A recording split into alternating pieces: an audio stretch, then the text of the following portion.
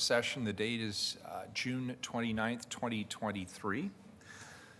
During today's work session, the Charter Transition Team will be briefing us on the overall transition plan, as well as to provide us a status report on the progress that's been made so far.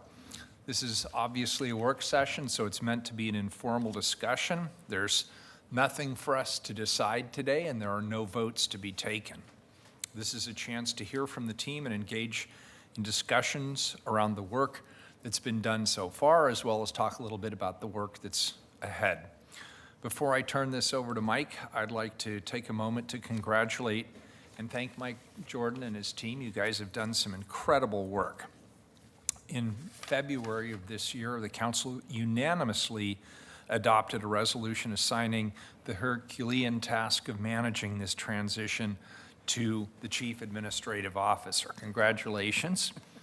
Fast forward to the end of June, and here we are reviewing a comprehensive transition plan. And I just want to acknowledge that was a big lift. It was a short time frame. There was a tremendous amount of work that had to be done, and there was not a roadmap to describe clearly what needed to be done, how or when. And I really just have to applaud you and the entire team for the great amount of work that you've put into this. And make no mistake about it, there has been a lot of work behind the scenes on this. During the day, evenings, weekends, there's been a lot of blood, sweat, and tears put behind the proposals we're going to hear today.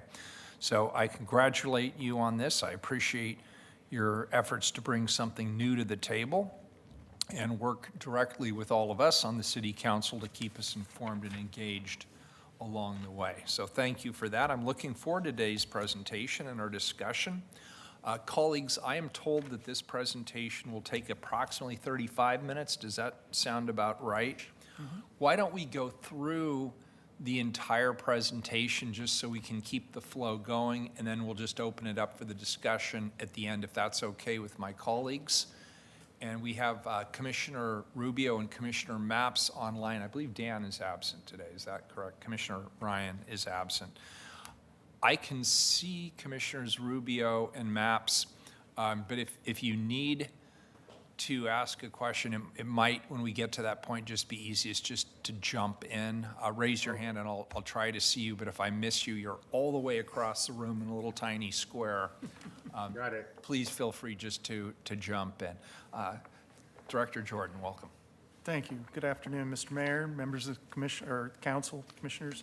My name is Mike Jordan. I am the city's Chief Administrative Officer and the sponsor of the project to implement the transition plan. With me today are members of the transition team and some folks from other bureaus who've been integral to different aspects of what you'll hear today. They will introduce themselves when their time in the presentation comes up. However, it is with great pleasure and great gratitude for their participation today that I'd like to introduce the co-chairs of the Government Transition Advisory Committee. Lori Heffley is here, and David Burnell is with us today. We can't really articulate our appreciation for all the time and energy that they've contributed to the work of the committee and to the project, and especially for being here today. We really appreciate it. You'll hear from them shortly.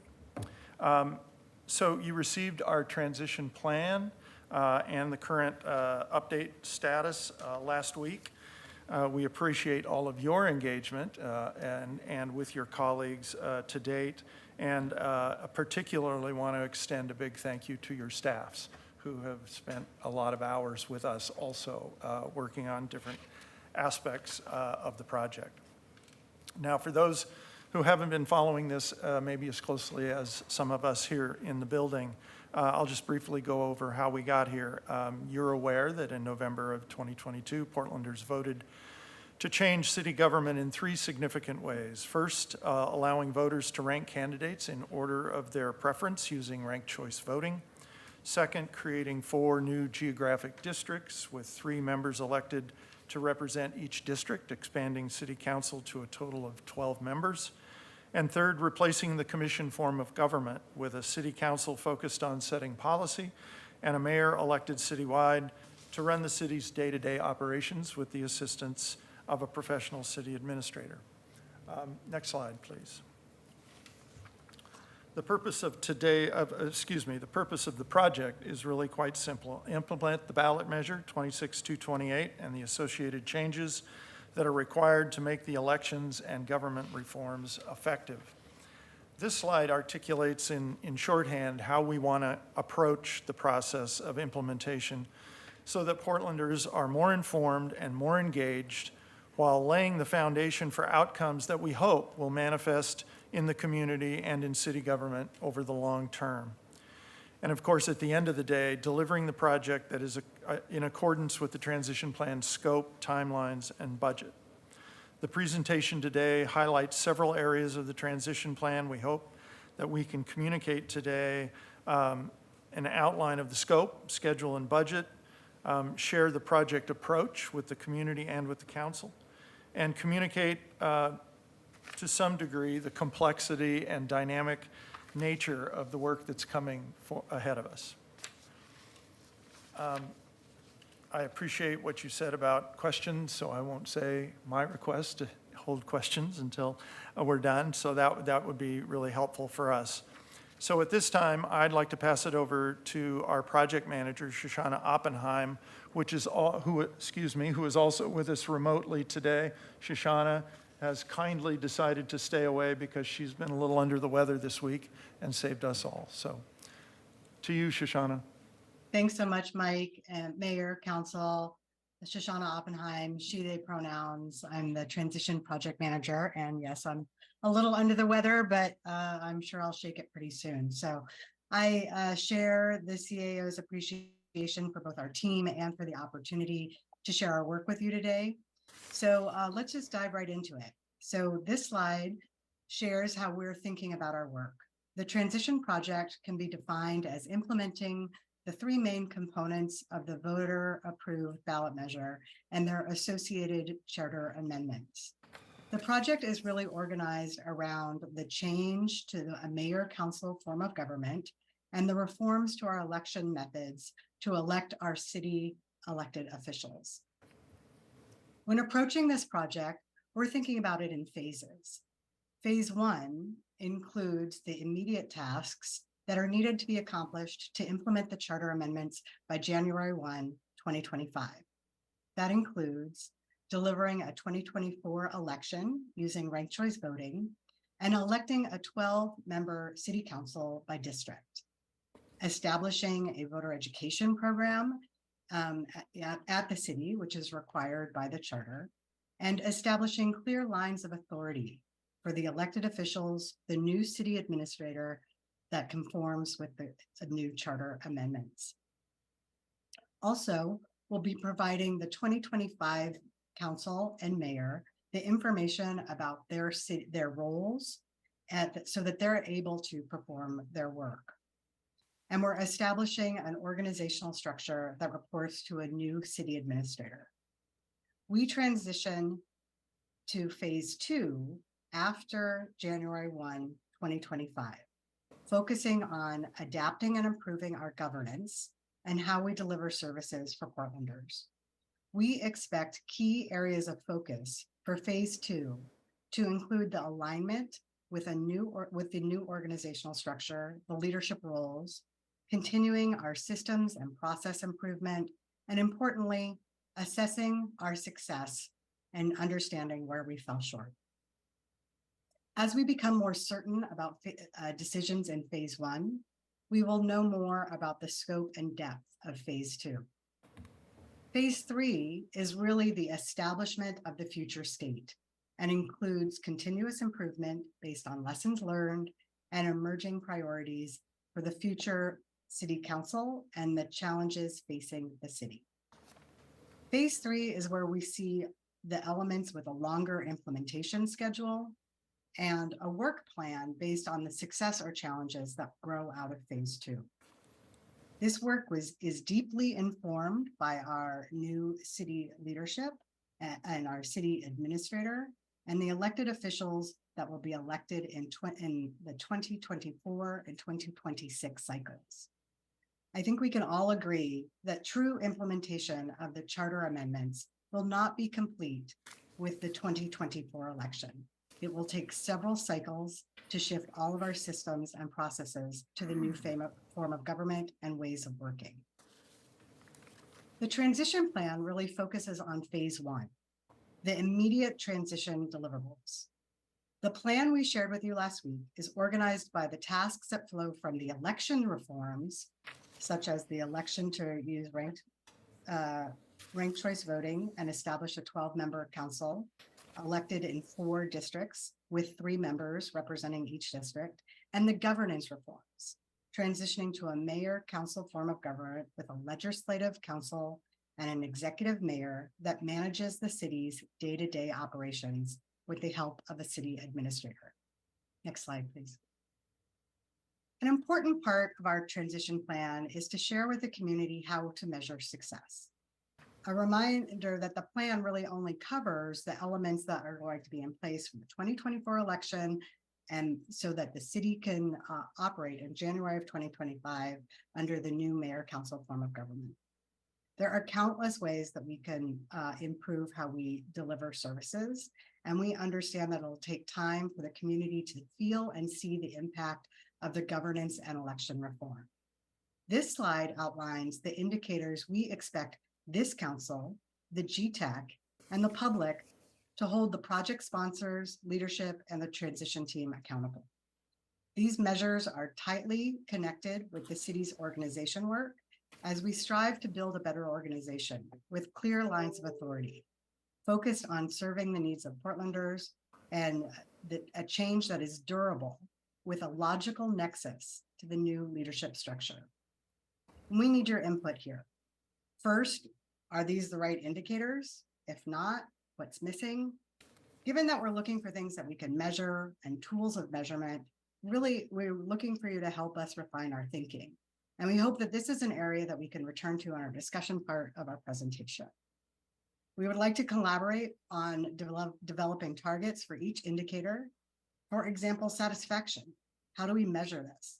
How do you suggest reaching our diverse stakeholders? What level of satisfaction should we expect from implementation? There are, of course, many other measures that are more difficult to calculate, including alignment with voters' intent, building a more responsive, reflective, trustworthy, accessible, and transparent government, and importantly, a participatory and growing democracy. As the project evolves, we will dive deeper into these questions and how the project can support these outcomes. Now I'd like to pass it over to our GTAC co-chairs, Lori Heffley and David Burnell. Good afternoon. I'm happy to join Council and the transition team to represent the Government Transition Advisory Committee. I'm not sure your mic is on. Pull it down. There we go. Is that better? Can you turn that, is it possible to turn it up just a bit? Does the screen just talk louder? How's that? Now it Sorry. sounds good. Sorry. There you go. Thank you. Okay. Our 15-member body was appointed by the mayor and approved by City Council in March of 2023, and we serve for the duration of the transition until March 2025. The primary role of the committee are to ensure the implementation of this transition is effective and efficient, to serve as the main public engagement body for the transition, and to provide strategic advice to the city. Next slide, please. The advisory committee represents a cross-section of Portland. We are diverse in race, gender, age, color, religion, sexual orientation, abilities, and geographies. And we bring with us a cross-section of skills to provide diverse and capable input to the transition efforts, from those engaged in community service, those having local government experience, a few policy analysts, those from high tech, real estate, management consulting, marketing strategy, presidents of neighborhood associations, equity advocates, those who supported charter reform, and those who didn't. We recognize that all Portlanders have a stake in a successful transition, and the one thing our committee has in common is we're all committed to supporting the city's implementation of this transition. And while we are representative of Portland, We know that engaging Portlanders is key to the transition's success. We encourage Portlanders to reach out to attend our meetings, submit public comment, or request a briefing or presentation with committee members. And now I'd like to hand this off to my co-chair, David Burnell, to tell you more about what you can expect from us. Thank you. Can you guys hear me? Loud and clear. Okay, we're good then, all right. Okay, good afternoon, my name is David. So these are my notes here. We want Portlanders and council to know that what you can expect from us.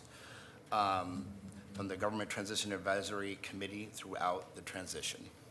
We will host public meetings and take public comment.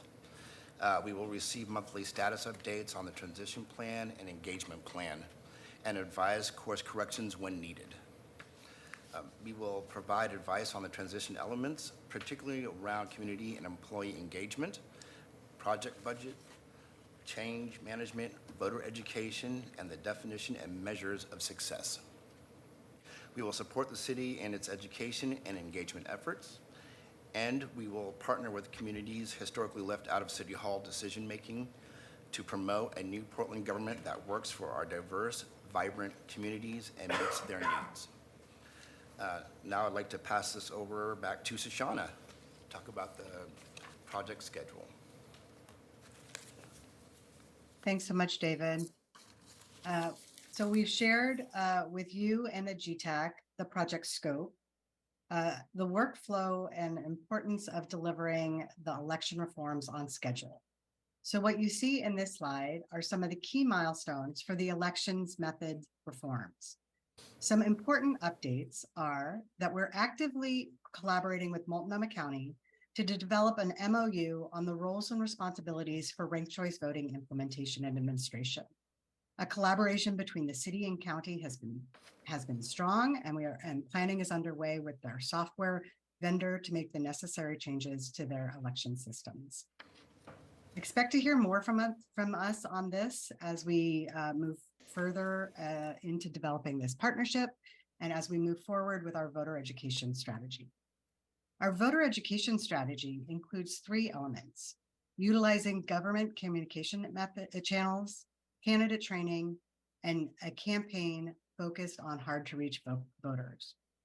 James Eccles from the Auditor's Office will share more about this work, but an important update is that we're developing a contract with the United Way of Columbia Willamette, who will act as the fiscal sponsor for the voter education partnership, which includes Democracy Rising, a national leader in ranked choice voting implementation, Portland United for Change, and Brink Communications.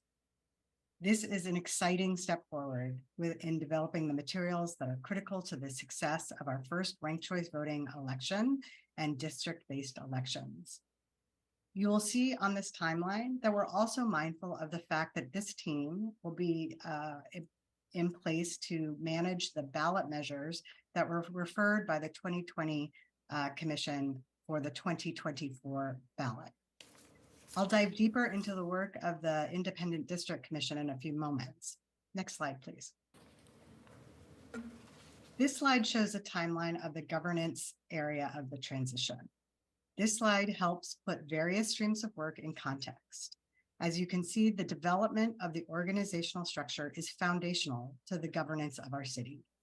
It aligns our work to report to a city administrator and pivots us away from a structure built by the commission form of government.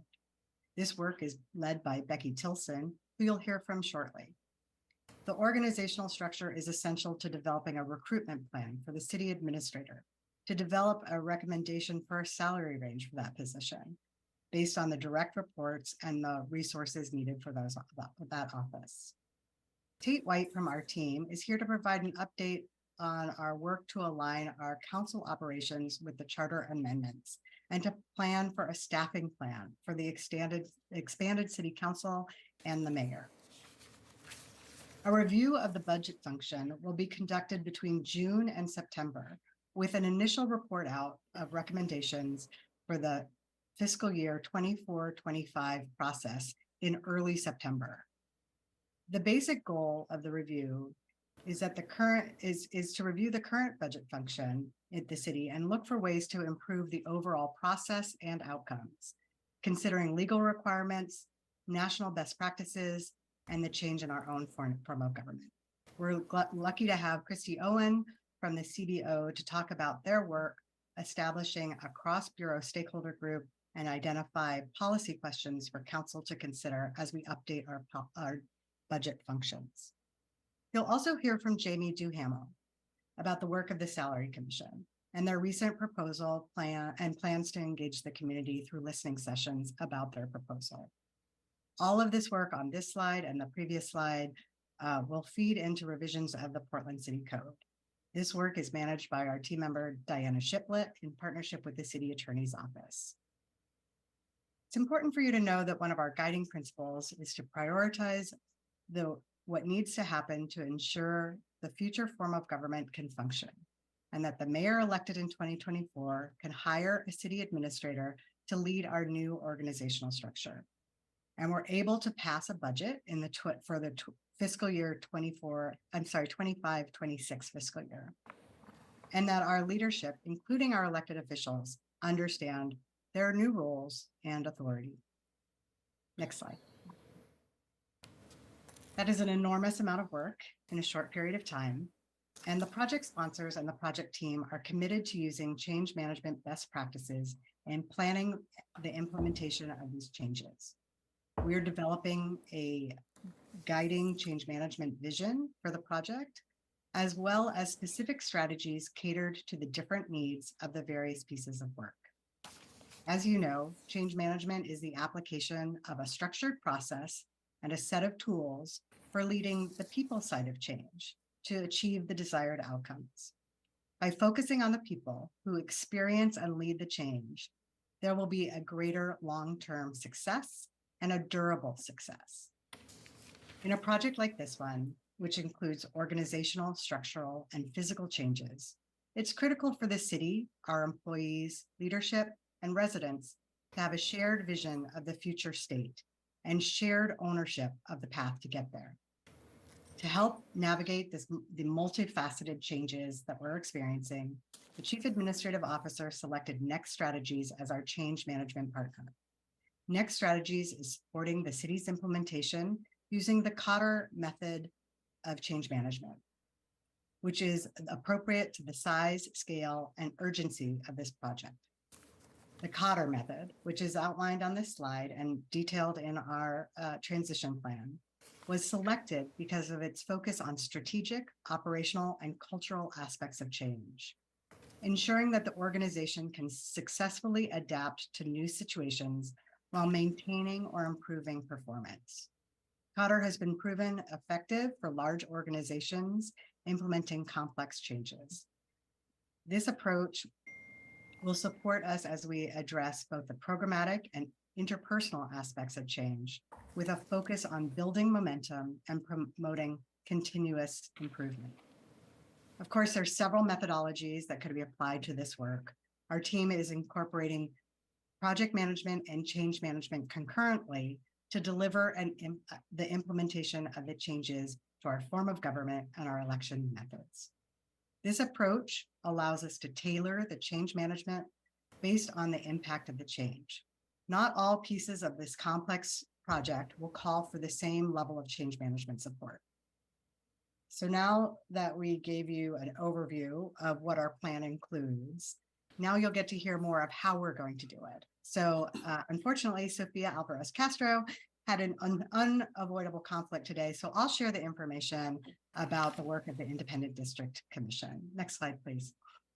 And I appreciate your understanding that if there are any deep dive questions, we might need to follow up with you about that. So the Independent District Commission has been deeply committed to an inclusive, responsive, and equitable process.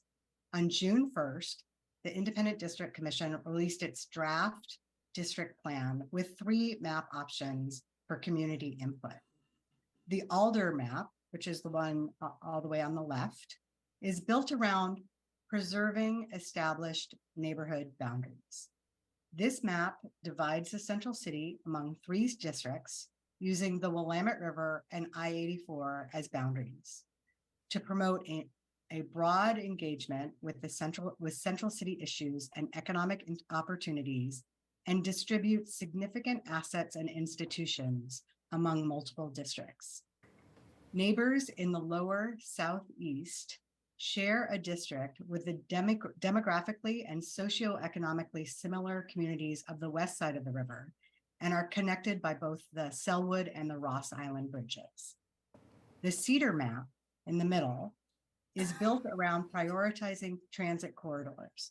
This map uses transit corridors such as Northeast Sandy, Southeast 12th Avenue, and 82nd Avenue, otherwise known as Avenue of the Roses, and Max lines to prioritize the role of these arterial roadways and influencing the use of public space and notions of neighborhood on the east side of the city.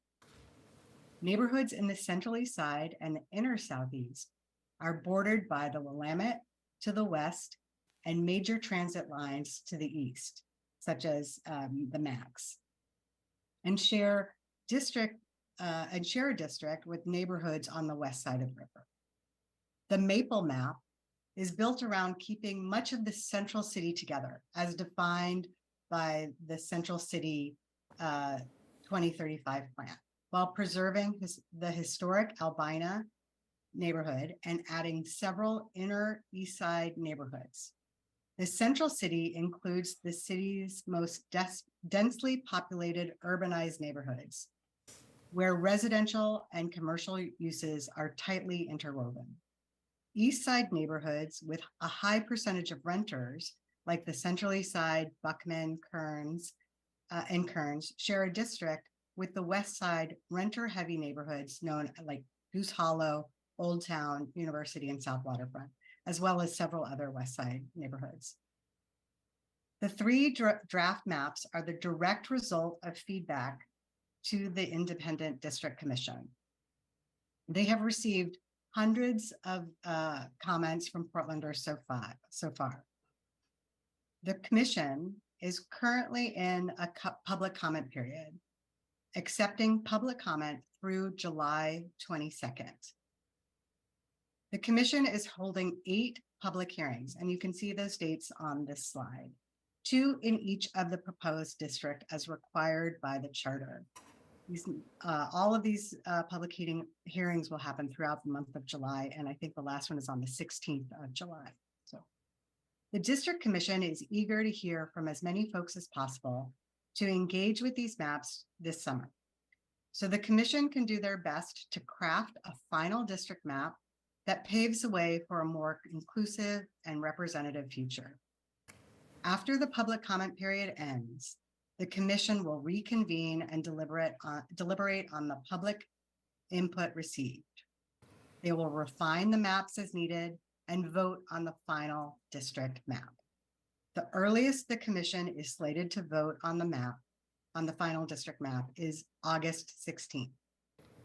So with all of that, we're going to transition to voter education, and I'll pass the presentation to James Eccles from the Auditor's Office to talk about ranked choice voting administration and voter education.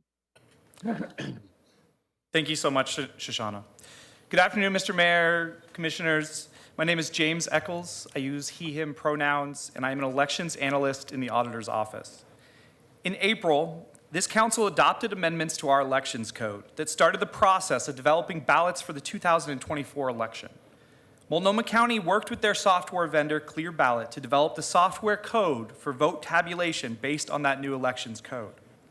Seen here is the grid-style ballot we spoke of so often while working to pass those amendments. As you are aware, Portland voters overwhelmingly reside in Multnomah County, but can also be found in both Washington and Clackamas counties.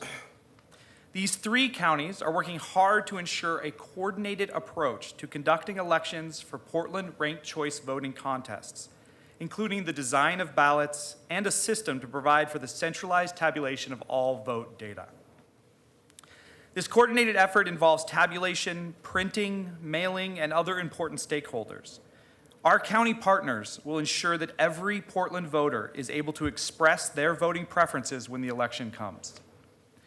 Making sure those voters best understand how to express that preference is where voter education comes in. Next slide, please. When we spoke with national ranked choice voting organizations and with other jurisdictions that have implemented ranked choice voting, we heard again and again that one of, if not the most critical components to ensuring successful implementation is voter education, which is why the voter-approved charter amendments require the city to conduct periodic voter education campaigns. Voters need to feel confident in casting their vote and that their votes will be tabulated in the ways that they intended, and this only becomes possible through robust voter education. The transition team proposes a three-pronged approach to voter education, utilizing government communication channels, education via candidate training, and through partnerships focusing on hard-to-reach voters. I'll begin with government communication channels. The city and Multnomah County will partner to coordinate a broad public education campaign using government communication systems already established. The city and county are currently drafting a memorandum of understanding to establish our shared roles and responsibilities regarding voter education. This allows the city, relatively new to voter education, to gain the advantage of the infrastructure and experience that Multnomah County has earned from doing this for years. Second comes candidate training. We know that candidates running for office are deeply engaged in communication with voters more than anyone else. Candidates have a vested interest in making sure that the voters they are reaching know how to vote when the time comes. Educating candidates and providing them with the right tools is one of the most effective ways to reach those voters. My office, the city's elections office, will provide this education. Some of the highlights of this prong of the plan will be a newly reworked training guide for candidates with more focus on the charter changes. And starting next year, we will offer comprehensive workshops for candidates intended to give them every tool they need to succeed while passing on the right information to their voters. Finally, and potentially the most exciting, at least in my opinion, the city released a request for proposals for a partner to work with the city and county to create and coordinate a voter education plan that is focused on educating hard-to-reach voters. United Way of the Columbia Willamette will administer the funds for a collaborative project with Brink Communication, Portland United for Change, and Democracy Rising for media, education, and outreach. This collaborative is similar to the public-private We Count Oregon campaign that United Way administered to reach hard-to-count Oregonians in the 2020 census. There will always be voters who are not tapped into standard government channels and who don't engage with candidates. This third prong will hopefully fill in those gaps and ensure that every single Portlander has the opportunity to learn about and get excited about elections in their city. Thank you. I'll now pass it to Tate White with the transition team to talk about governance work.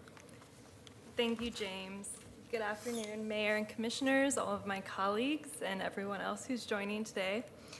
I'm a strategic project manager, managing projects supporting our successful transition to a governance system with a mayor, council, and a city administrator.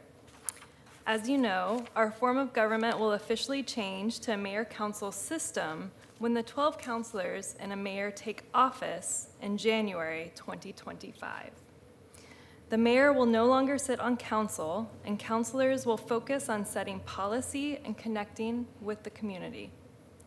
The transition team has been working with the city attorney's office and other subject matter experts to identify the key policy choices and recommendations to provide a framework to guide successful initial operations for the 2025 council. We presented these recommendations to the Government Transition Advisory Committee last week, and they will help us plan a community listening session on draft code updates in August. Portland City Code Chapter 3.02 on council organization and procedure will be further refined as needed based on community feedback, and GTAC will provide advice for consideration in your review of code revisions that will come to council for approval in September. As we continue to learn more about best practices for mayor-council forms of government, we are also developing plans and recommendations for staffing needs under this new system. We are working with our partners across the city to plan for the appropriate staffing levels to support the shifting roles and responsibilities of the 2025 council, mayor, and city administrator. The plan is to engage your offices more as we develop these options and recommendations for your review and approval in October to inform fiscal year 2024-25 budget development.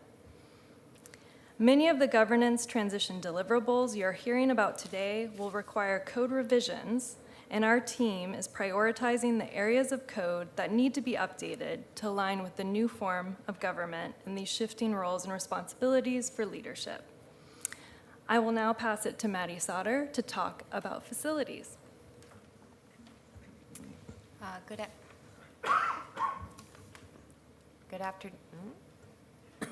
Good afternoon, Council. My name is Maddie Sauter. I oversee the Division of Asset Management, and we are running the facilities portion of this project. You have in front of you a 6-stage process that pretty much all architecture and design projects go through, whether it's a major kitchen remodel or remodeling council chambers. If you're good at math, you can see that that's a 107-week process that we're doing in 95 weeks. So I'm happy to say that things are going well, in part because we're having great partnerships with city bureaus, excellent support from the city attorney's office and our procurement functions, and excellent support from stakeholders involved in this process. So we are actually moving just out of schematic design, which is our 3rd phase of that process, and into design development. So to break down what our scope was, our initial scope was to ensure that council chambers are ready by January 1st of 2025, and likewise to make sure that we have council workspaces ready for all of the new councilors on that same date. We are questioning that goal a little bit. We do believe, after going through contracting and programming, that we must have council chambers ready on the deadline that we articulated. But we've also heard a lot from the current commission that having office spaces ready by 2025 might be a challenge because you guys are occupying those spaces fully right now. So that's a portion of the goal that we're revisiting at this point. With regard to what we've been up to, so we've completed contracting and programming. As noted, we've done a complete revision to contract documents. So that's something that should have taken about 6 months, and the city attorney's office completed it in 2 months. We have an architect on board and sub-consultants. I'm excited to tell you that we did not just hit the 20% MWESB goal, but we are actually 100% MWESB compliant for the architecture engineering activities. And then we also have a construction manager, general contractor on board. We are just entering into contracting with them, but that vendor is Howard S. Wright, who helped us with the Portland building. So it's a familiar organization to help execute the work.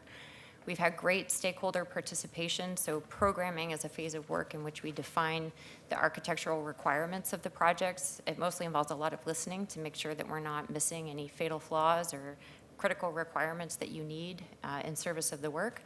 From a stakeholder standpoint, I know that the council clerk's office has been on board and helped us understand how this show actually is put on.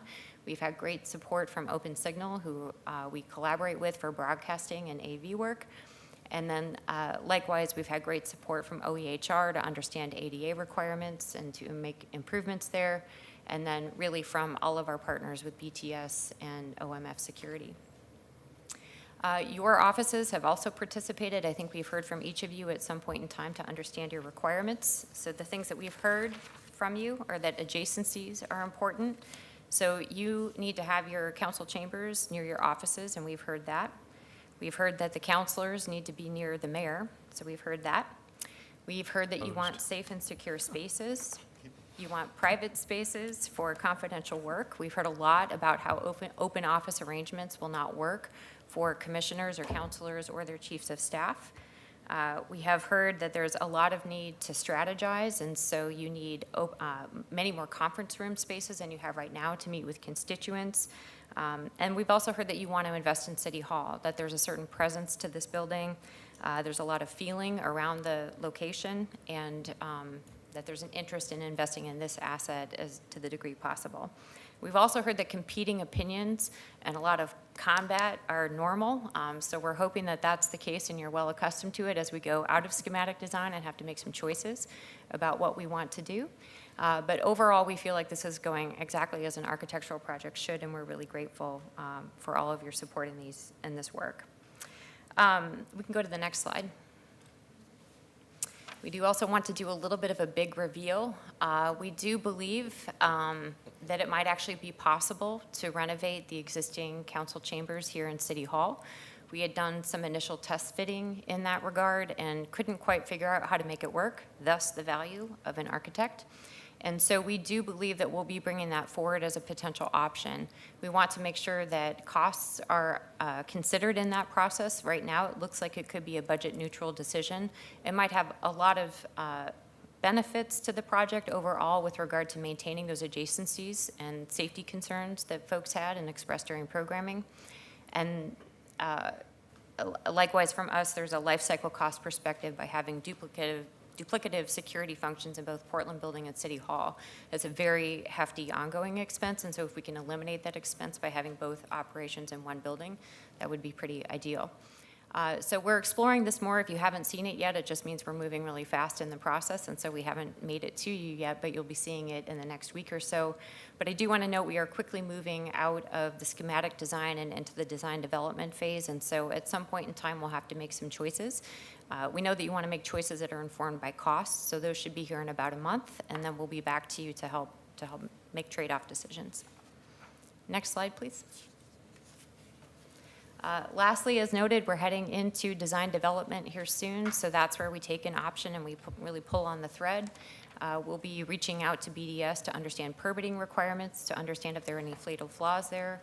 We'll be doing the life cycle costing so you can make trade-off decisions that are informed. And then we pick a pathway and we move forward with design and construction documents and construction. And I will hand it off to the next speaker, Hi, Maddie. who is Christy Owen with the Budget Office. Thank you, Maddie. Good afternoon, commissioners and mayor. My name is Christy Owen, she, her pronouns. I'm the Assistant Budget Director in the City Budget Office. As we discussed, there are many preparations underway for 24-25, and the budget process is one of them. I was asked to join today by the Charter Transition Team to provide a brief update on our planning efforts for this summer. As you heard in the prior slides, the Charter Transition Team is leading the work through the 3 phases, and we are in phase 1 right now. However, the transition work into phase 2 will involve the development of the FY 24-25 budget, and as our city transitions to this new form of government. A key input in meeting the January 2025 implementation timeline is the Charter Transition Team's plan and budget proposal for staffing council offices, the city administrator's office, as well as any organizational changes and realignments that are needed to support the new form of government as outlined in the budget note in the FY 23-24 adopted budget. It is critical this information is delivered to the council for consideration by the budget note's October 1 deadline, which CBO will use to calculate the general fund's 24-25 current appropriation level, or your CAL, target, and the mayor's FY 2024-25 budget guidance, typically is issued in the fall as well.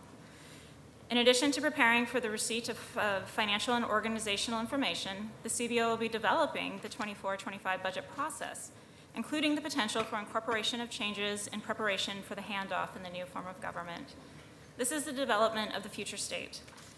We are 1 week off of the adoption of the FY 23-24 budget, and we're set to develop the framework with an eye to the future for 24-25 and beyond.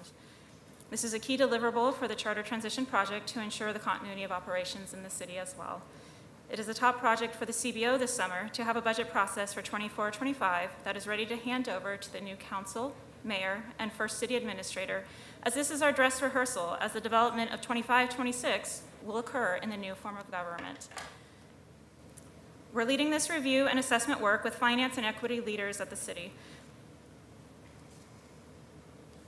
in the 5 service areas to prioritize and recommend these changes, some of which have been highlighted as areas of interest via budget notes, an example being the timing of financial information, plans, and forecast information for more than the city's general fund. We're intent on looking at the future state and thinking of system changes and how to prioritize what is actionable in 24-25, as well as serving to set a model for 25-26 and beyond. We look forward to bringing our recommendations to the council in the coming months. I will now pass this to Jamie Duhamel to talk about the Salary Commission's work. Hi, that's me. Good afternoon, Mayor and Commissioners. My name is Jamie Duhamel. I use she, her pronouns, and I am honored to be on this charter transition team in the CAO's office working with these amazing people. I manage the Salary Commission, and I also work on the city organization project with Becky and our newest colleague, Jennifer Chang. So I'm happy to give you an update about what the Salary Commission has been hard at work doing since you appointed them in March. The commission has met 8 times, the last of which was Tuesday evening, where they held their first public hearing on their draft proposal. So over the last few months, through a very intentional process, the Salary Commissioners have followed a methodology that includes identifying their primary desired outcomes, their priority values, and finally, their guiding principles for setting salaries. Those principles helped inform the specific data, both qualitative and quantitative, that they examined in order to create their criteria for reaching their draft proposal.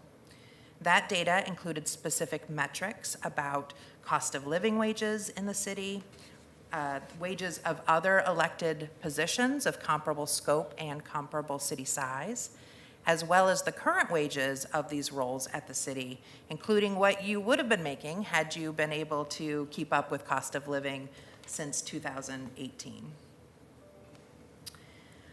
Qualitatively, the commissioners heard from a number of subject matter experts, some of which had unique lived experiences as either current or former electeds who struggled with salaries, and also highly qualified community leaders who could not afford to make the leap and give up the jobs they have in order to take on the additional personal and professional sacrifices that being in public office would require. So you can see on this slide what all of this culminated in. The draft proposal includes a base pay salary for all 3 elected positions, but in keeping with their guiding principles, the commissioners also included a differential pay amount for any multilingual elected office holder who chose to qualify through the city's already established language program. They chose a 4% differential because they felt it most accurately represented the benefits, including increased access to decision makers and policies that are more broadly representative of the people that having a multilingual office holder would bring to the city. And finally, the commission was clear that the metrics they relied on to set these base pays would quickly become outdated and wanted to ensure that cost of living adjustments were applied if or when the council approved them for any unrepresented staff in the future. The commission published their report on the draft proposal on June 16th, and they are actively taking public comments from now until July 16th through a survey and a variety of public hearings.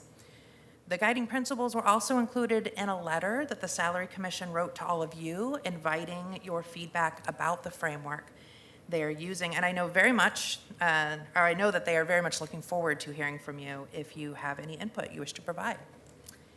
And the commission is scheduled to take their final vote on either July 20th or 24th, depending on how much deliberation they need to take, considering the feedback. And they will wrap up their work with a final report on their entire methodology and recommendations that they might have for future Salary Commission to think about in August. So that is my presentation. Thank you very much.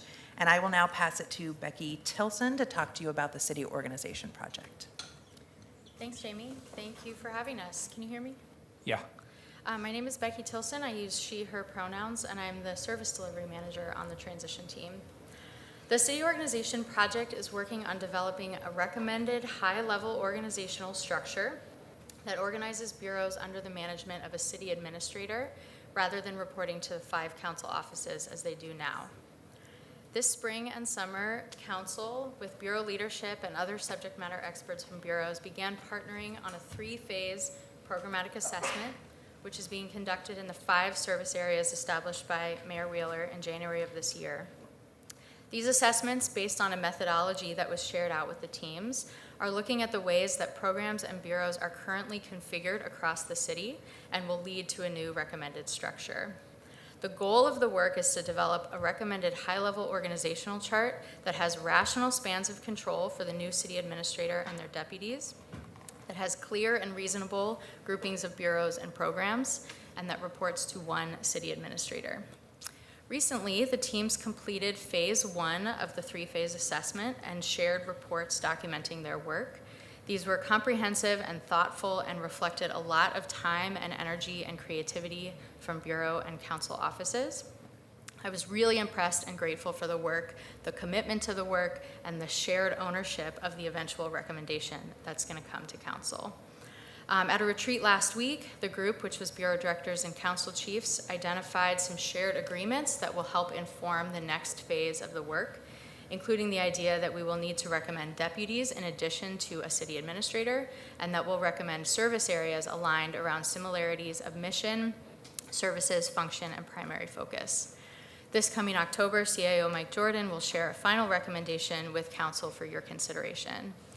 We're looking at an October timeline, as Christy mentioned, so that the new organizational structure can inform the development of the budget for fiscal year 24-25, which spans the existing form of government and the new form, which launches, as we all know, on January 1st of 25. Next slide, please. Here's the timeline for the city organization project from initiation earlier this year to the recommendation for your consideration in October. I spoke a little bit about the programmatic assessments there in green in the previous slide. You'll see on the schedule that in addition to those assessments, input is being collected from our stakeholders internally and externally via an employee survey, which is open from April through late July, a compilation of community feedback received to date, plus a listening session with community in July, and employee town halls, office hours, meetings with groups such as our deputy directors, our equity managers, and our business operations leads, and the transition email space. All of this input is going to inform the recommended structure. In addition to the budget driver that I mentioned a second ago that's pushing the October timeline, the timeline that's shown here will allow, after the structural decisions are made this fall, for the project to focus adequate time and energy on implementing the critical technical alignments needed to ensure that the new structure will be successful. This work is being led by Elise Rosenberg. We're also going to be focusing significant energy on supporting and facilitating employees through this change using the change management methodology that Shoshana outlined, which is also vital to the success of the new structure. The new structure will begin to go into place at the beginning of next fiscal year. After October, in addition to the implementation, we're going to begin to shift our focus to what we're calling the Future Improvements Project. This is going to be an opportunity to identify cultural, process-based communications and additional structural change recommendations that will help improve our service delivery to Portlanders. More information about that will be coming in the next couple of months. I want to pass it back to Shoshana, who's going to talk about the project budget. Thanks so much. Mayor, I just want to do a time check. We only have 2 more slides. I think we've exceeded your estimate on our presentation. So as you can see from the presentation, we have the city is lucky to have such a talented group of people leading this effort, and I'm so thankful to get to work with them every day. I do want to talk a little bit about the budget. This slide has not changed much since the last time we shared it. Prior to the election, the city budget office estimated that the cost of the transition would be approximately between $12 and $18 million over 3 years. These numbers were an early estimate based on what we could learn from other cities at the time. As I've mentioned previously, that as we become more certain about our policy choices, such as the reporting structure, the size and scope of the organizational changes, the facilities planning work that Maddie has talked about, the impact of these choices on the budget will become more certain, and the resources, as will the resources needed to deliver for Portlanders. So right now we're focusing on the staffing levels for council offices. As you heard from Jamie, the Salary Commission is working on the salaries for the elected officials. We're working on the facilities plan for the council chambers and offices, and of course, the organizational structure. We expect to come to you in the fall with a revised transition and ongoing cost estimates based on the decisions that you're going to be making over the next few months. Next slide, please. So we know that budgets are planning tools and they're used for marshaling resources to deliver the resources necessary for projects. So we know that our projections are subject to change based on those decisions and as our thinking evolves. But thank you so much for your support through the 2023-24 budget process. The budget you approved just last week will provide the funds that are for all of the activities that we just discussed in today's presentation, and ensures that we have the resources necessary to continue forward with implementation. In the coming weeks, we'll update our end of year balances and be able to provide you a more fuller picture of the resources available for FY 23-24 and revise our spending plan. In addition to this staffing for the project, expenses in 23-24 include community engagement, voter education, change management, implementation of the new reporting structure, and other systems changes. You'll see more information about our budgets and our spend down rate in the July and August status updates. Next slide, please. So you can follow our work through the monthly status updates. Of course, our team is always available to your teams to come and brief you individually or to brief chiefs. Key next steps include the community events this summer that will support the work of the Salary Commission and the Independent District Commission. We hope that you'll amplify their work to your constituents and networks as they finalize their work in August for the Salary Commission and September for the IDC. Recommendations on council organization and procedures will be submitted to council for a decision this September, and we're hosting workshops with the executive leadership team this summer to develop recommendations on the organizational structure that you'll see in October. In the coming weeks, we'll also be again finalizing our year-end report on our budget and report back to you on our voter education strategies and engagement plans as our voter education plan. I'm sorry, our community engagement plan is finalized by the Government Transition Advisory Committee. So happy to open it up to questions if you have them now, or we could pose some questions to you if you don't have any burning ones. Oh, I'm sure people do. Why don't we start online? Commissioner Mapps or Commissioner Rubio, do you have questions first? I do. I have a quick one just to kick us off. If you can go back to slide 24, where you showed the one time and then the ongoing. I just want to understand that slide a little bit more.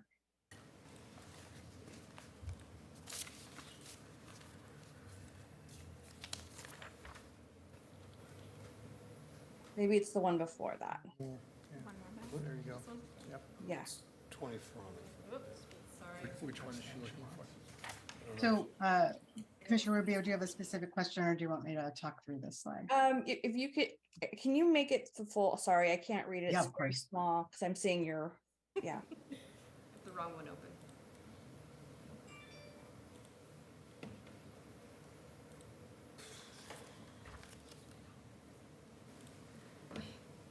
Too many screens on mine.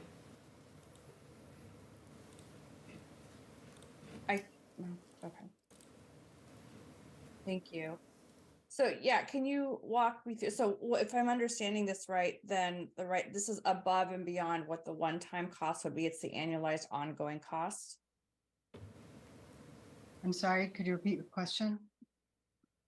Can you explain the difference between the two slides again for me? Oh, so of course, so the on the blue numbers are the one-time costs. Those are primarily the transition costs. As you see that, they ramped up significantly after the passing of the ballot measure, and we're kind of at that plateau point where we're looking towards, what are the largest expenses related to transition. That of course includes our staffing costs, our change management contract that we entered into this year, the voter education contract that we're entering into this year, community engagement that we're doing around all of the different streams of work, including the Independent District Commission, the GTAC Salary Commission, and other community engagement. So that's how you kind of see the ramp up of our costs. And so that's the one-time costs. The ongoing costs in this bucket, you'll see things related to the salaries for the new counselors. You'll see the costs for the support staff for the new council staff. Anything related to the organizational structure, the cost of the city administrator, the cost of of a deputy city administrator structure. So less clarity around that because we haven't made so many of those decisions yet. So as the one-time costs are kind of ramping down, we will have a better sense of the ongoing costs for the transition and for the implementation. So it could range, that's just I'm just struck that it's a very large range. Yeah. So, and do you Agreed. have, so you have no concept right now at this time where that might even fall yet? So as I said before, as we make decisions about the size and scope of the organizational structure changes, for example, are we having how many deputy city administrators will there be under the city administrator? How many staff will each council office have? What are some other related cost implications of the new form of government? Those decisions will still be before this council. So as this council makes decisions, we'll get more clarity about those ongoing costs. Commissioner, if I could add, these estimates were made before the election. And one of the reasons, as Shoshana just noted, for the wide range in the ongoing cost is that it is almost entirely based on a number of decisions that we will be making on how to, mostly staffing will be the big question with 12 council offices and a city administrator, as Shoshana has mentioned. And we don't have answers, and they certainly didn't have answers pre-election. And so that's why such a wide range in the estimate. Thank you. But this is an area that we're paying keen attention to, and I expect that, as I mentioned, we're hoping that in the fall we'll have much more clarity about the transition costs and much more clarity, or at least some clarity, around the ongoing costs.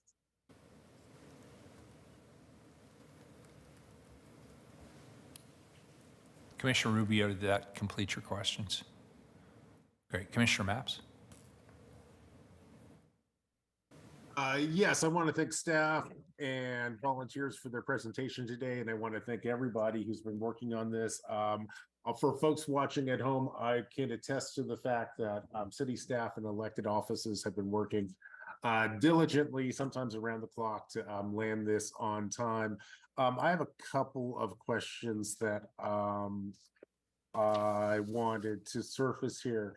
One, let's go back to the electoral maps. You don't have to, well, sure, you can throw them up if you want to, but it's not necessary to answer the question.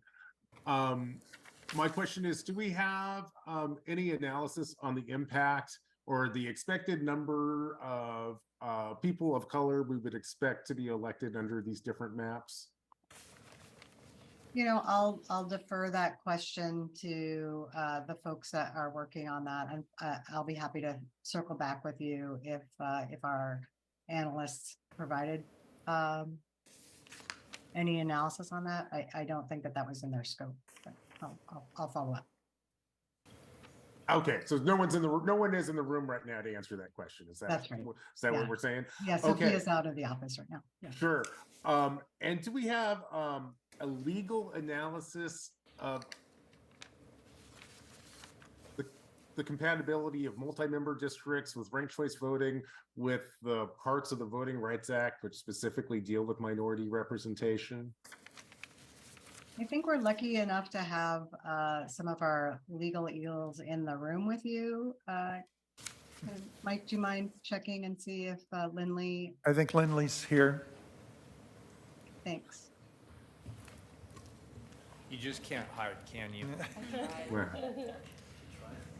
Even on video, they found you. Commissioner Maps, I know you've had an interest in this question. I believe Maya has been working with your office. I'm looking here because I think that way you can actually see me looking at you. There you go. I believe that our office has been working with your office, and I think we're very comfortable with compliance with the Voting Rights Act, but if there's additional analysis that your office needs, we're glad to work with you on that.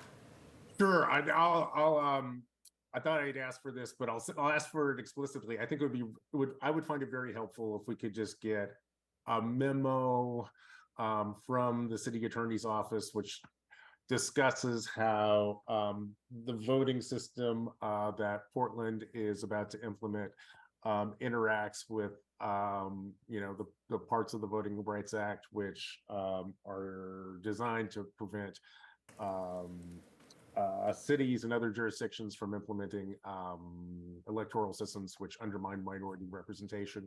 I'll say, I think this is going to come up, guys. This is now that we're moving to a system where you do redistricting.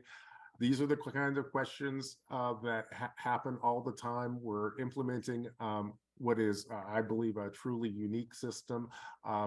I'm fairly familiar with the space, and I don't know what the answer to this would be. I do think that there's some important intellectual work that just needs to be done here, and I think it's due diligence. I mean, we can wait till we get sued, but I think it would be smart for us to at least figure out where we stand now. So thank you for that. Let me switch back to a different question. I'm thinking about the implementation of this. So January 1, 2025, we have a new council, we have a new mayor. Who's the city administrator on day one? And how does that get worked out? Right, so Well, the city, oh, do you want to take it, Mike? No, go ahead. You can start. I'll follow up. I've never seen Mike dodge the question. About city administrators. We have an agreement that I get the tough questions first, and if I can't do it. So thanks so much for the question, Commissioner. The charter outlines that the person that is elected mayor in November of 2024, it will be the person that appoints the city administrator confirmed by the council that is council in 2025. So you've identified a key issue is in terms of city administration, how does that get addressed during this period of time? We're currently working with our counsel our legal counsel in the city attorney's office to talk about a continuing resolution in order to make sure that there's a continuity of operations and that we have somebody sitting in that seat.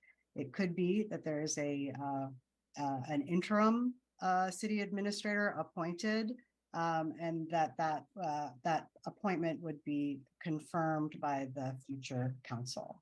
So this is an area of keen interest for the transition team to make sure that there's continuity of operations, but we're working on a strategy right now. Is there language in the charter which deals with interim city administrators? That language of interim is not in the charter. I think we have a lawyer at the table. Should it be? I think we feel there's a means to ensure continuity of operations through appointment of somebody who the new mayor would presumably allow to continue in operation as the interim city administrator, anticipating that they would want to hire. That may not be what the new mayor coming in wants to do, and so we can be prepared for that eventuality as well. Can you say that again? I didn't understand. So what I would say is we can envision two possibilities, Commissioner. One is we've appointed a city administrator. That city administrator would continue in effect until there's a hiring process for a new city administrator appointed by the mayor. Or a mayor might come in and it's like, I know what I'm going to do day one, and we're going to be prepared for both scenarios. Okay, Mike, I'll be interested to figure out how the mechanics of that. Well, all right, here you go. Commissioner, I think for, try and take this out of the legal cloud and get back to just practicality. I have a sense that if I'm around here, I'll be making a phone call to the new mayor the day after the election and be asking that mayor how they'd like to handle this question. And hopefully we can come to an agreement that there can be someone to fill that role while the new mayor is doing a recruitment for an appointment for a full-time ongoing city administrator. So while I get that there's a bit of ambiguity in the language in the charter, I think in all practical purposes, we can work together to make sure that management continues at the city ongoing. Thank you for that answer. And I don't know if we have HR in the room, but it might be helpful to us if we got a memo on best practices for hiring a city administrator. I think in the absence of guidance, it would be awfully tempting to just for the mayor to hire his or her campaign manager for that role. I hear you, Commissioner, and we can certainly provide that kind of guidance. It is not unusual for a city to hire a city manager. So there's plenty of models around for how to do it. Along with that first call that I might make to a new mayor, it would also be to say, what is your preference regarding moving forward? Probably as a first step, along with the newly elected council, to talk about what does the profile look like for the successful candidate that you might be interested in as a new city administrator, a first city administrator in Portland. And I think it's a huge opportunity for the new mayor and new council to work together on something that ultimately they both have authority over. And so I think the transition presents us with some opportunities to create a new corporate culture. And so I hope we can take advantage of that during the interim between Election Day and January 1 when they all take office. Thank you very much. A couple more questions and then I'll hand it back to the folks who are actually in the room. In the presentation, folks pointed out that voter education is going to be incredibly important in this new form of voting. Can someone remind me how much money we allocated for voter education in this current fiscal year or in the next budget? Sure. So we encumbered funds in this fiscal year, so it's not, so it's in, I'm sorry, what we're currently in 22-23. So 22-23 funds, $650,000 were encumbered for voter education to span the next fiscal year and probably into year 24. So I'm not sure if there'll be there's no additional allocation in the current budget that you just passed. Okay. I did want to, Maya Hayam was kind enough to point me to a section of the charter that actually might address the questions that we were just having. If the office of the administrator is vacant, the mayor must fill the duties of the administrator until that role is filled. So of course, those are delegatable authorities and powers that the mayor has. So we are actively working on a strategy for both recruitment and ensuring continuity of operations. Thank you for that clarification. That's helpful, and actually, it sounds like common sense. Just to be clear, so right now we got $650,000 for voter education, and we expect that to last us for the next 1 year and 2 days or something like that. We're working on a strategy right now with our partner, so they just got on board. So I think I think it's a pretty healthy budget. If we come to you for the 24-25 budget, that's when you'd see the next request related to voter education. Okay. It doesn't sound like very much to me, but I don't know. If Mr. Commissioner, if I could also jump in and clarify, that amount of money is for voter education directly. That doesn't include, when we talked about the three-prong effort, we're also referring to candidate training that involves education, and that number's not in that factor. So we do candidate training every year, and we're expanding that a bit, the work we do, and that's budgeted through the auditor's office. So I don't have the exact number in front of me that is added in addition to that, but we also are expanding that, and we think that that program will have a lot of impact on voter education as well. So. Cool. In Can you addition remind, to the money that the county also will be making expenditures related to voter education, external partners. So it's an entire ecosystem of voter education, and this is just one component of it. okay. Can someone remind me roughly how many people we expect to show up to vote? Like in a good year, how many is that? I'm going to pass that to James. What do you got? Yeah, so we expect, we've been breaking records. We expect over 70%. If it's a normal year, it's not going to be a normal year. People are going to be talking about the campaigns and the elections a lot more than normal because of all the changes. So we probably expect it to be even higher. I think we'll probably top 500,000 people, registered we have 400,000 to 500,000. I think we'll probably top 75% of that, which again will break records because we'll have far more impacts than normal. But this is very rough estimates. We haven't done studies on the impacts. Nobody's done this like we are before, so it's hard to tell. We just think it will be higher than it has normally been in the past. Okay, so we're talking maybe $1.50 or so spent on voter education per voter, something like that. Yeah, I mean, I think it can be hard to factor because a lot of the idea behind our plan is to provide tools and materials to people that are really excited about spreading this on their own. So, we expect candidates to be talking to voters and to be helping to train voters in how to vote for them. They're going to spend their own money on doing that. We're simply providing them the tools to do that. So really trying to estimate the exact amount of money that is spent talking to every voter, I think it's difficult, but it's going to be a lot of money. A big chunk of it will be ours. A big chunk of it will be from the candidates and our partners. Okay. Now I think I want to switch, and I promise folks I'll wrap it up real soon after this. I want to switch to the salaries for elected officials. I noticed that there's a 4% salary bump if you speak a second language. That's correct? I don't know who this question goes to. That is correct. Glad to see that, and it sounds familiar. Can you remind me what we pay current city employees for a salary bump or for speaking a second language? The current differential is $1 per hour for employees who qualify under the language program. So is there an intuitive reason why we would pay regular city employees who often are doing direct service $1 an hour versus paying elected officials a 4% bump?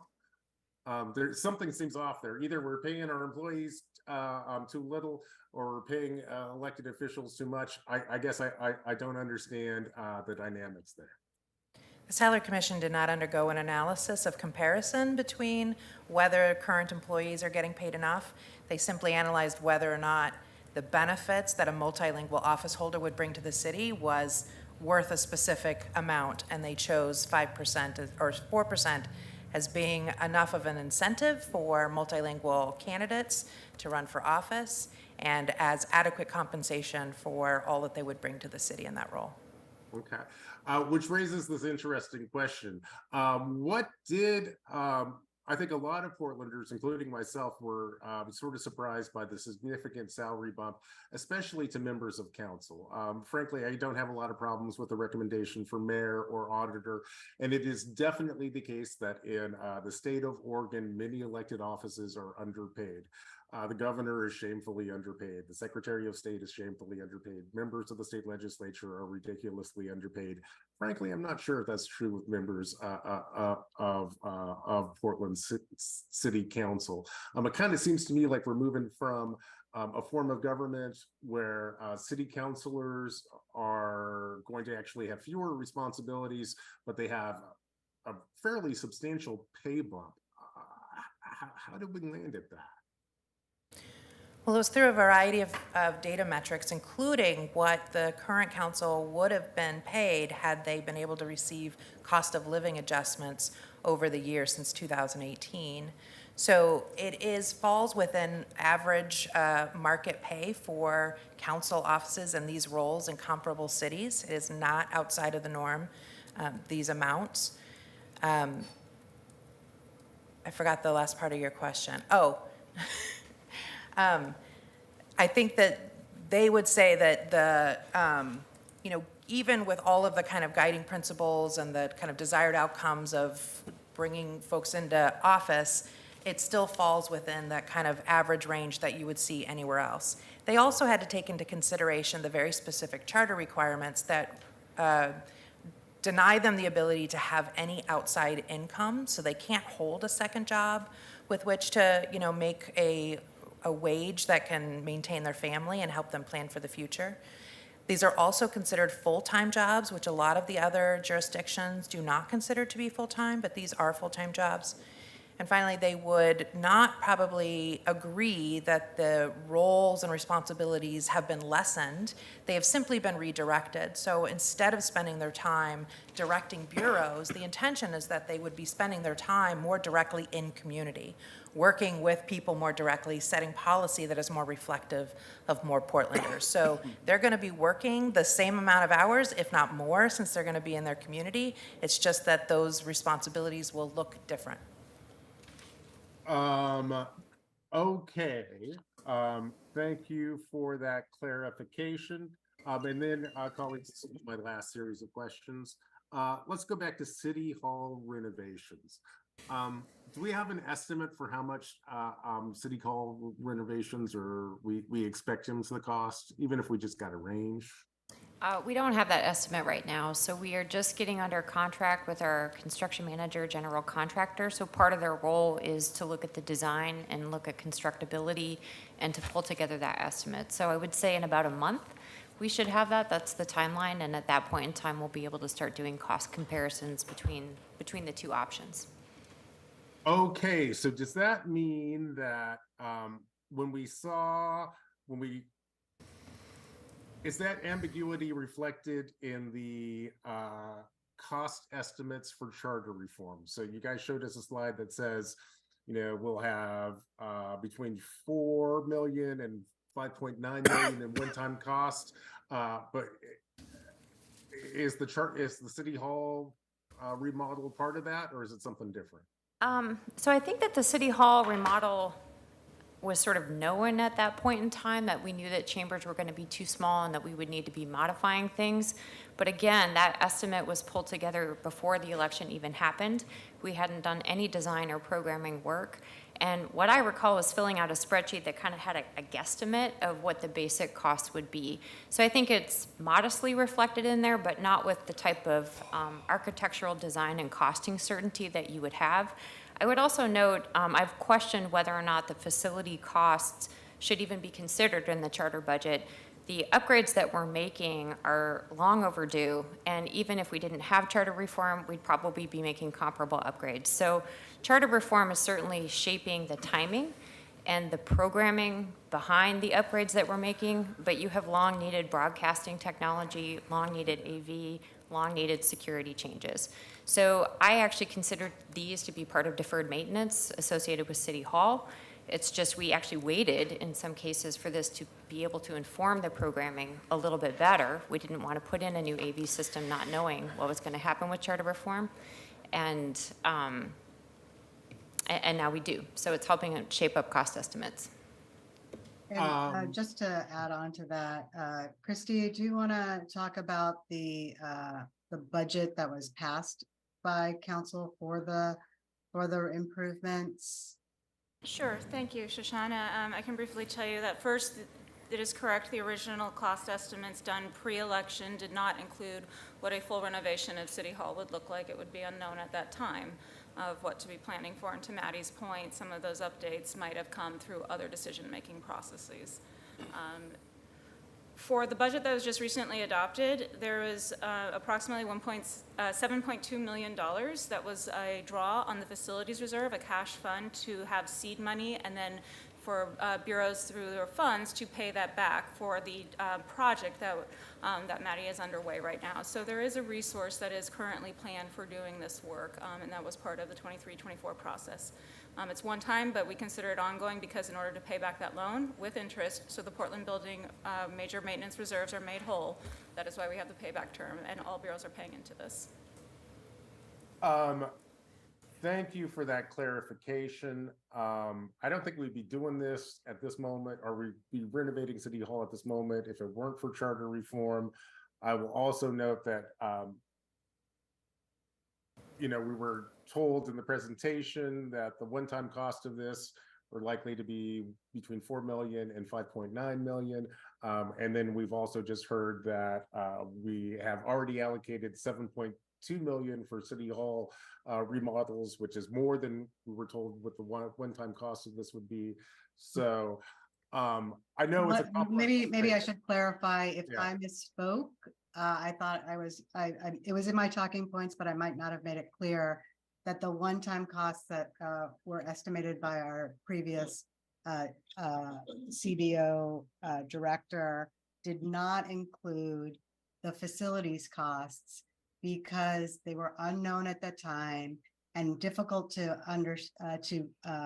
fully calculate due to the historic nature of the City Hall building and the unknown programming about which program. So I apologize if I misspoke and misled you, but those costs did not include facilities. Okay, I appreciate that, and there are a lot of moving pieces here. That's fine. I guess I know we got some budget people in the room. I would just ask that when we get future budget updates for this, for charter reform, that maybe we include the facilities cost there too, since those are real dollars that we are not going to be spending on potholes or firefighters or something else. Listen, I know I asked some tough questions here. You guys did great in your responses. This is an important project. I'm excited to move forward. And having said all that, I'll hand the floor back to the folks in the room. Sure. I think maybe, first of all, thank you to GTEC and the Salary Commission and all the staff that's working so hard on this. Maybe just one editorial on the budget discussion. We've been on this a couple of times when we've talked about charter reform implementation. And I think, I am not speaking on behalf of my colleagues here, but I maybe am paraphrasing where Commissioner Mapps is going a little bit. Our occasionally tough questions on budget are not questioning the good work that city employees have done on this. It's really around what voters were told and how it was presented and what this is actually costing. So I would just take with a grain of salt occasional saltiness from us, as well as the opportunity cost that Commissioner Mapps is alluding to, that we are dealing with a finite budget in the dawn of, or the sunset of the Commission form of government, and these dollars are sometimes taking away from other crucial investments from our vantage point.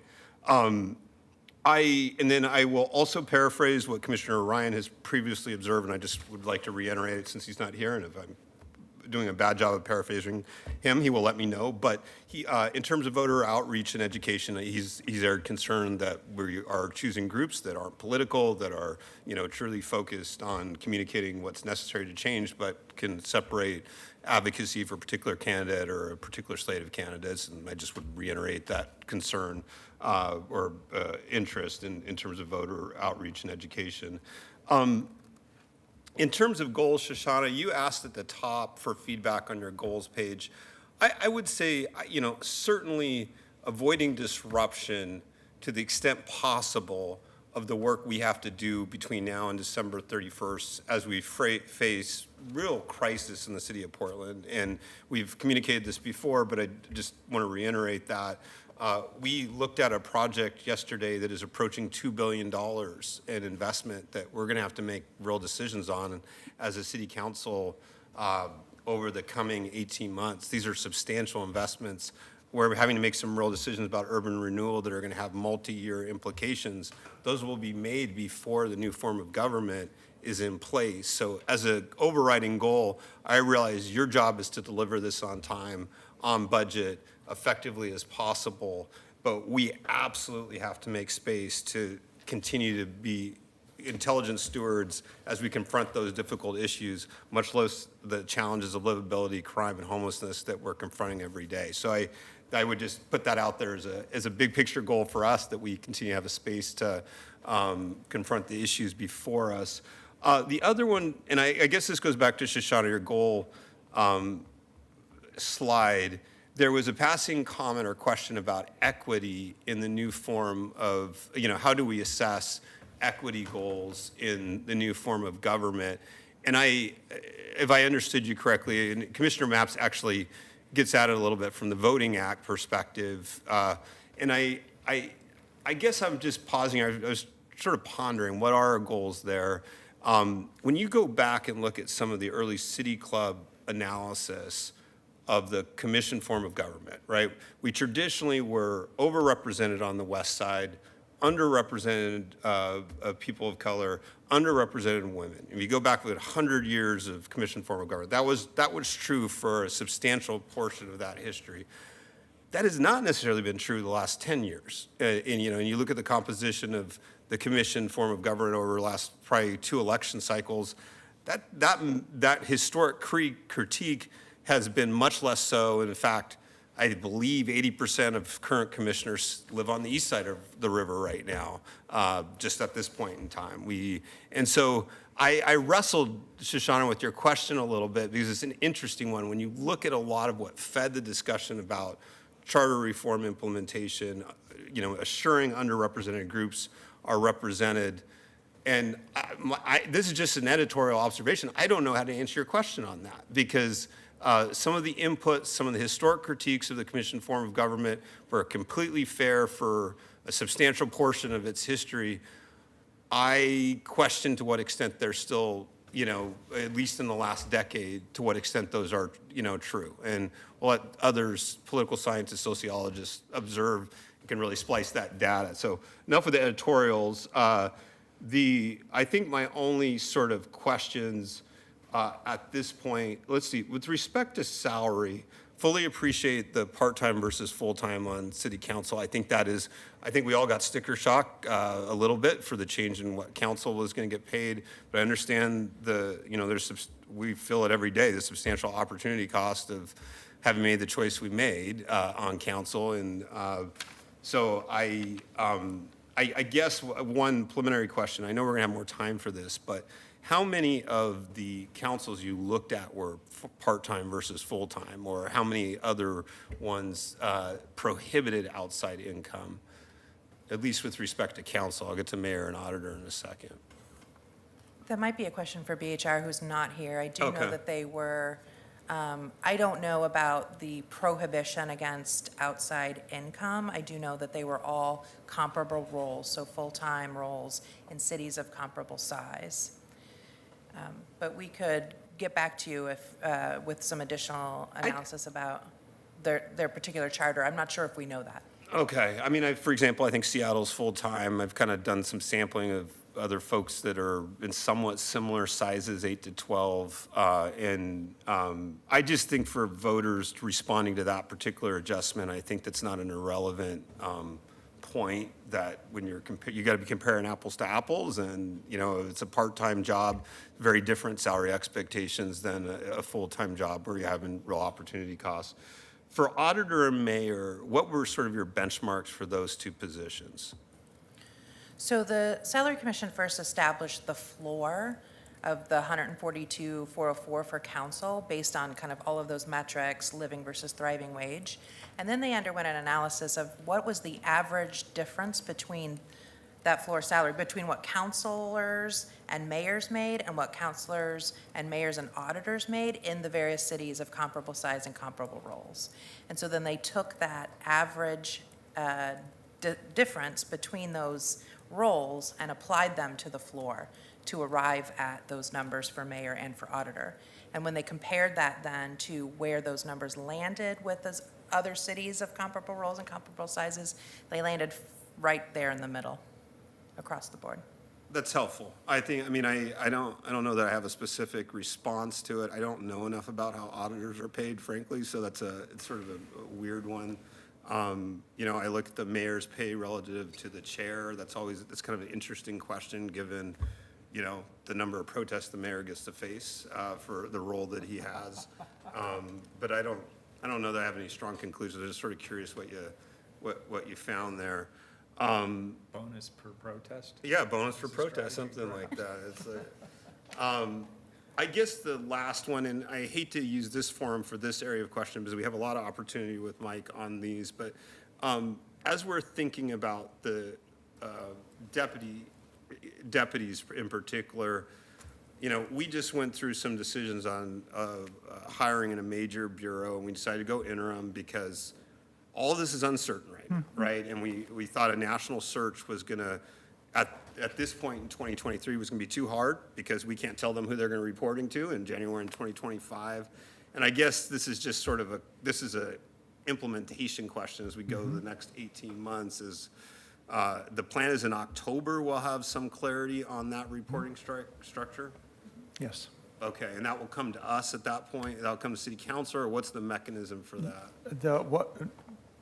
I've been charged by the resolution you passed in February to bring you a recommendation on an organizational structure. It's ultimately up to you to either pass or not a structure. What we're envisioning as just the mechanics of going through this is that we would bring you a resolution in October that would give us direction on an organizational structure to begin to implement.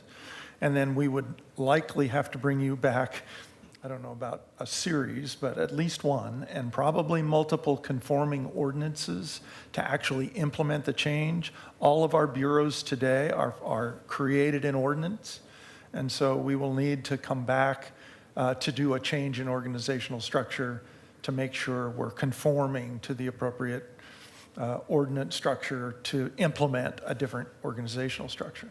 So does that make sense? I think so, and this is much for GTAC's benefit as well as those listening. It's an interesting question about how we attract talent. We will have to continue to make hire decisions over the next 18 months for some very crucial roles in how we communicate with them about who they're reporting to is not a small topic for them, so it just impacts our ability to attract talent at that level. I totally hear you, Commissioner. I think you're absolutely right. I think we're in a unique period of time in the city's history. Our CFO is retiring as of July the 5th, and I have put an interim in place simply because I couldn't look at an applicant and say, here's who you'll report to and here's what your span of control will be. I could give it a guess right now, but we haven't solidified that yet. And so we'll have an interim in place until after October, and I think at that point, I'll have enough certainty to be able to write a job description, be able to tell people what a span looks like and who they'll report to. So I hear what you're saying, though. We're going to have that multiple times during this interim phase. There's no question. I think I'm good. Thank you. I just have a couple of questions, and I may have had to walk out when this question was answered. Did the Salary Commission address the question of the salary for the Chief Administrative Officer? Is that part of the scope of your work? It is not within their authority. And whose decision ultimately is that? That's mine. No, I'm kidding. That's good, Mike. You didn't even miss a beat on that. I feel like I set you up for that. You did set me up for that. You know, it ultimately will be up to the new city council.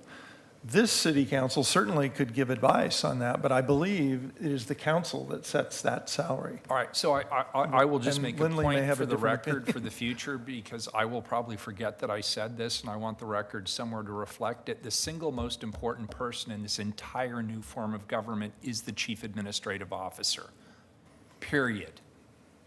If we do not have a good Chief Administrative Officer, the rest of this does not matter. So I would argue that it has to be very competitive. I liked what was said earlier about having a clear scope of responsibility for that individual. I want to be very clear. It is a high-level executive management position, comparable with a high-level executive management position in the private sector where you're responsible for $4 billion in a 6,000-person enterprise. And so people better start getting used to the idea of sticker shock. That's sort of my first admonition. I was really appreciative of Commissioner Mapps raising the question about this transition strategy, because it's frankly keeping me up at night thinking about it.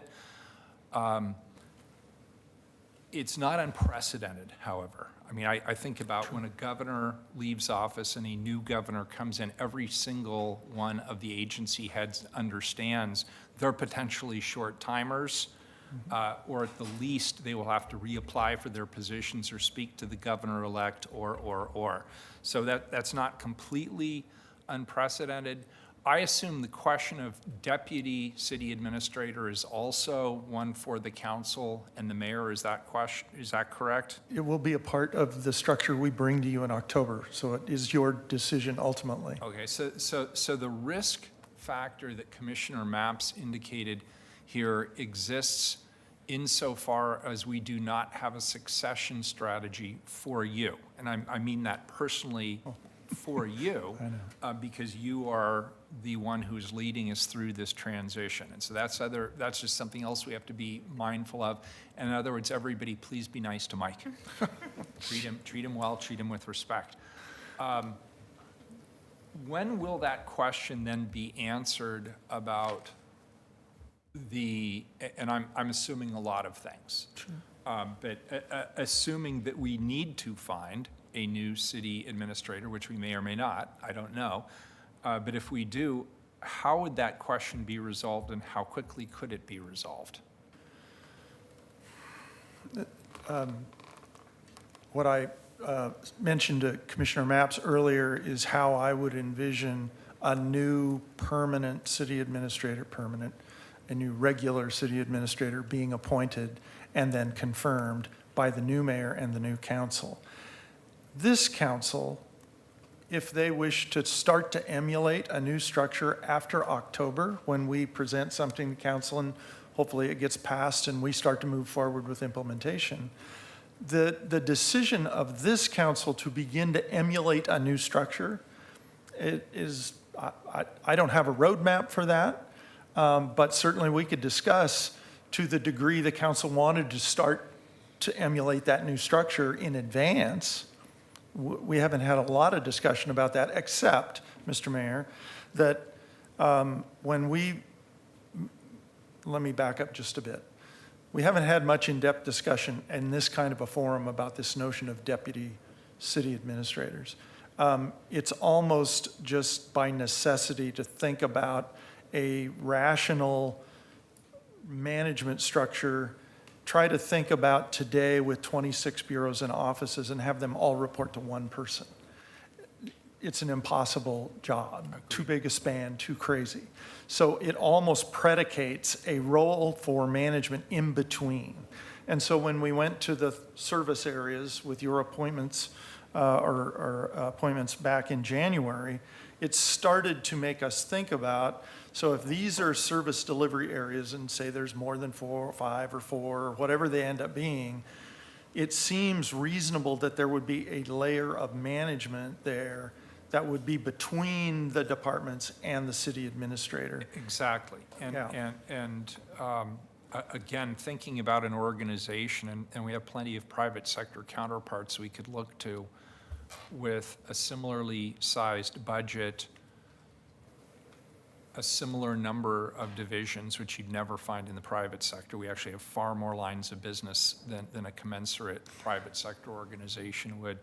But I can't think of an organization of that size that would not have an entire C-suite of senior level management capacity people, in addition to the bureau directors, which would effectively be product line specialists in their leaders, product if I line could experts. keep That's my right. private sector analogy going. So that's just something, colleagues, we need to think about. I'll put another just note out there. Mike and I have talked about this, and the budget office has certainly been engaged in this. We're not making decisions today, but we should think about the question. We have one more full year fiscal budget process between now and January 1st, 2025. And I would propose, and we can think about it, or we can even moderate it or come up with a different plan. I would propose we consider a trial run of a unified budget in the next fiscal year. Therefore, the new council and presumably new mayor, if it's a whole new crew, they would come in with a unified budget already in place, and they would have a template from which to build, as opposed to trying to create a new budget process. Because keep in mind, when they come in January, we're already halfway through it. And so that's another thing we need to think about. And frankly, even though we just put the budget to bed, the budget office is already working on the next fiscal year budget. I mean, obviously, we have the fall bump between now and then, but we need, I'm already concerned about the lack of time we have to be able to have this implemented by January 1st, 2025. Those are complicated ones. I have a really easy, kind of stupid one that I just noticed on the chart. Don't forget the mayor will sometimes have to be present in council chambers to cast a vote. Don't forget the mayor's seat somewhere. It's probably in the back by the window facing the other way or something like that. But that's just one of those nits I just don't want people to forget. I had a question about just the offices, and I guess I don't care that much. I don't want to make a big deal out of this, but I thought that the offices were going to be in the district, not in City Hall. This is a totally new form of representation. They're district representatives. They're not here at City Hall. At least I hope they're not. Mr. Mayor, we have basically through the discussions with the facilities folks and looking at the alternatives, the alternative of offices in district presents a number of challenges, and one of them being security. And so we basically deferred the decision about district offices until we get a new council. And actually, they're the ones who can help inform what does a district office look like? Where do they sit? How robust are they? How do we keep them secure? A number of questions like that. So Okay. we've really That's fair. thought That's about fair. that. Good. Okay, and that's a great thought, Mike, and I appreciate it. That's it. Those are my questions. I hope you found them entertaining, pithy, relevant, interesting, thought-provoking, or not. I had Go for it. some of your questions, I have two more areas. Back on the layer question, that C-suite, the deputies, I follow very clearly the mayor's logic in thinking about a comparable organization in the private sector and then necessary management. I do take a step back sometimes when I think about competition for some of the bureau directors that we're looking to lead an organization. When you go hire a fire chief, you're competing with fire districts, for example, and that's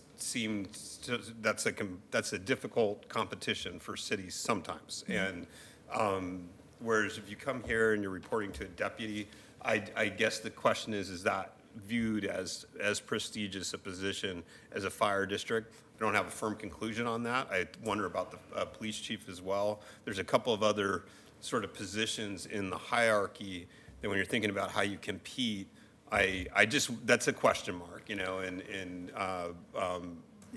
It's a reasonable question, and I would have said 20, 25 years ago, it would have been an unusual thing to hire a police chief or a fire chief into a public safety organization with some kind of public safety director. You will find that not that unusual today. So is it less prestigious? Will people care that they're one step away from the corner office? Maybe. But I think we'd still be very competitive in a public safety kind of discussion. And not all of them are. I mean, I thought the charter, maybe I misread it, but I thought the new charter has the police chief reporting directly to the elected mayor. The police chief is accountable to the elected mayor. So the police chief actually is a different entity than every other bureau director in the organization. The police chief has effectively been elevated as the senior functionary to the elected government. Yes, and not unusual. I worked in a city and was the city administrator, and the council retained the ability to hire the police chief, and we even had officers back then, so city recorder, city treasurer. Day to day, we worked together and they did what I asked, but ultimately, hire and fire authority was held by the council. Often you will see city administrator rather than city manager, and that usually is where the council has retained the authority to hire some individuals like the police chief and officers like that. Well, I don't know. I think the police chief is hired by the mayor, but that's the report. Confirmed by council. Confirmed by, but it's still an interesting reporting structure question there. It is, because if you read the text of the charter, and I would defer to the attorneys, but my read is that every other employee in the city, other than the police chief and the city attorney, are accountable to the city administrator.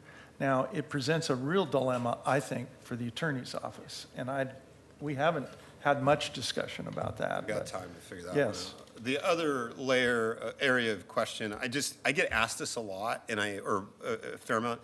The council president, did we give any thoughts to, well, one, just the role, like really what that's going to look like. Second, any consideration of different compensation for council president. And third, do we think they need different facilities? That's, again, that's actually a position that inside political folks have asked me a little bit because they've seen how it works in other cities, and I don't really have answers to any of those questions. Tate, you want to take a shot? Sure. You want to jump in there? Yes, definitely. Thank you, Commissioner Gonzalez. It's a great question. We've briefed you a few times on thinking about these new roles and responsibilities, and Diana's done a lot of great research of peer cities and their best practices. We actually found that council presidents don't typically make more money or have higher salaries, but they often have more staff support that support their additional duties. And so the charter language is rather vague, like it does state council president as presiding officer, but doesn't assign that role any other duties. But we do know in other mayor council forms of government, they do have additional duties as we've discussed. And so that's something we're looking at through our work, and we are making some initial recommendations through our Code 3.02 updates on council organization and procedures. But because our council president is not elected citywide and will be representing a district, we are taking a light touch to those initial recommendations, and that's something we can talk to you more about. I'm sorry, I didn't hear the last part what you said, because they are elected city, the last point you were making? Because all 12 city councilors are not elected citywide, that means that the council president will be representing a district, where you'll see in a lot of peer cities, council presidents have more powers when they are elected citywide. So we want to be cautious and realize that council president is representing a district, and we might balance out the powers more because of that. Got it. And I have appreciated your prior briefing on this. I was never that interested, but I've literally been asking about council president like 3 times in the last 3 weeks, and the discussion about facilities and salaries has sort of prompted if they have elevated responsibilities. I would say in the future, if we ever rethink the full-time versus part-time, I wonder if the council president would have, like our auditor and the mayor should be required to continue to be full-time, no outside compensation, if we ever revisited what council does to open up the possibility of outside income or less than full-time. I could just see the council president having a higher burden there. So Definitely. That's it. I'm done. It's a great question. Thank you. And Bobby pinged me on something that's also important to remember. We were talking about some of the potential pitfalls. One of the great strengths of this is, as we think about the Portland Solutions and PMO and the Street Services Coordination Center, my understanding is at the last staff retreat, Director Jordan with the Bureau directors, there was a strong sense that citywide solutions, neighborhood to neighborhood, across neighborhoods, would probably be better facilitated through this structure. So there's some real opportunities here as well. Yeah, the one thing that seems to be emerging in all the conversations with the directors and the chiefs has been this notion that we have historically been a very vertically oriented organization. You know, we're kind of the Encyclopedia Britannica of city government, in that you've got like 26 volumes up there, and it's somewhat only related by the fact that they're alphabetical, you know, and this structure, when you start to think particularly about this deputy role, think more about the horizontal nature of city government. How do you get multidisciplinary teams? How do you think about the distribution of internal services in a more even way across all of city government? And I just think it does present an opportunity for us to think about taking advantage of that more horizontal nature of our work. You guys live it every day. My experience is that almost all the really challenging things we face are multidisciplinary. No one bureau has the corner on solving the really tough problems that we face. So we have to think about a way to be more horizontal and more collaborative. Thank you. I'll go back to, Commissioner Mapps and Commissioner Rubio. You guys started. Maybe you have follow-up questions. I could keep us here all afternoon, but I won't. This is an important discussion. I'm glad to, I really appreciate the presentations that we had today. I do have more thoughts on lots of different issues, but I'll share that with staff and other interested parties at appropriate moments in the future. Thanks. Thank you, Commissioner Rubio. Yeah, I just want to thank staff. It's evident it's been a lot of work. I'm just also pretty amazed at the hours the volunteers are putting in. It's just very heartening that there's a lot of sincere interest in getting this right. So I just want to lift that up. And I think I need a little bit of time to chew on some of the information I've learned today too. And so I look forward to our next check-in with the team. Good. I'm good. All right. Does that complete our work? That's for it today, All right, Mr. Mayor. thanks, everybody. Great work. Thank We're you for your adjourned. time. We appreciate it. Thanks.